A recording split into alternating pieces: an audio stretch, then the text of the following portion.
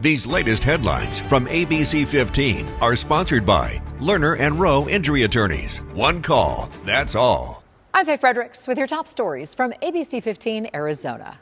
Now to the East Valley. Mesa police say a suspected red light runner may be to blame for this overnight crash near Broadway and Dobson. Officers believe the Chevy ran a red light, crashing into a Toyota, then into a Whataburger sign and tree. Driver of the Toyota has minor injuries, but 5 people in the Chevy were hurt with injuries ranging from minor to serious. Police are investigating for impairment.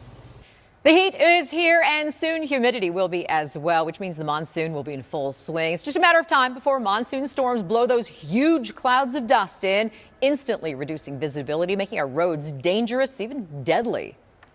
The visibility got pretty bad, so I just wanted to be sure. You can't see, all these cars are driving pretty fast into it. Hopefully we can make it home.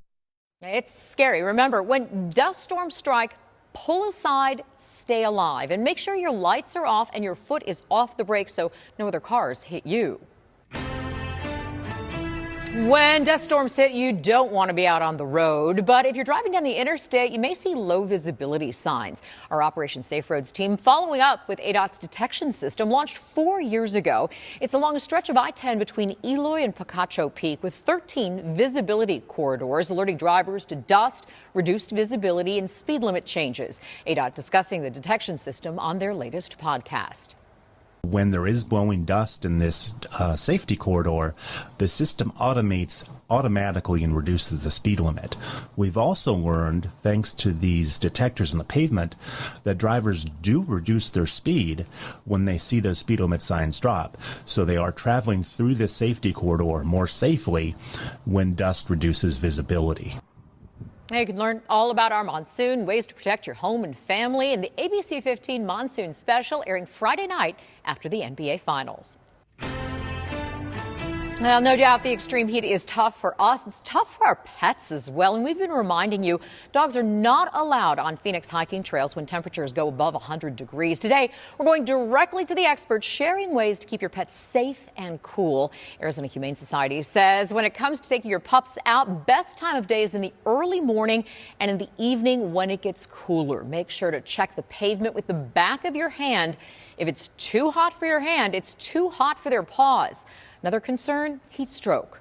Panting, drooling, even if their gums are starting to look really red or their eyes are starting to get glassy, that's usually a very good sign that they are in heat stroke, and Biscuit agrees. And then in more severe cases, if they collapse, can even go into seizures, those are severe signs of heat stroke. So we want to make sure that we're calling our vet immediately when we start to notice these signs.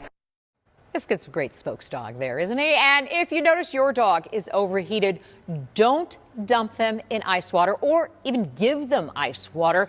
It could send them into shock. As streaming services like Apple TV, Netflix, and Max raise their profile with new shows and new stars, have you noticed? They've also been raising their subscription prices, and it's just in time for summer. Karen Caifa in Washington with a look at the price hikes you may have missed and how to cut back on at least some of that spending. And here's a great summer activity for active pups trying to stay cool. In the East Valley, they're home to one of the only indoor dog parks in the U.S. MacPack is in Chandler near Queen Creek and Gilbert Road. You can bring your dog once for $10, or smart shoppers can save with a $49 monthly subscription, giving you unlimited access. More than 200 Valley students taking part in the 3rd annual Civics Matter Arizona trip hosted by the Arizona Cardinals. Team offering up their plane, flying the students out of Sky Harbor yesterday morning. Over the next few days, the students will meet with elected officials, visit historic sites, and get a behind-the-scenes look at how our government works. Sizzling heat still scorching the valley. I'm Chief Meteorologist Amber Sellens. Another weather action day tomorrow as our excessive heat warning continues. 85 degrees at 6 a.m., triple digits by noon, and a high of 112 degrees, which is going to put us within 2 degrees of tomorrow's record.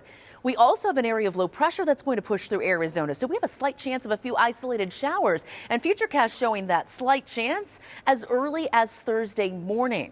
More chances here and there. We're not expecting a whole lot of measurable rain because we're still so dry at the surface, but we do have this chance for shower and thunderstorm activity across Arizona throughout the day Thursday and into early Friday morning as well. Then the heat returns over the weekend. We don't have another round of excessive heat warnings or watches yet, but Saturday could definitely definitely warrant one as we go back up to 114 degrees for the first official day of the monsoon season. No monsoon storms, though. Dry all next week. Temperatures dropping a few degrees by Monday as winds pick up.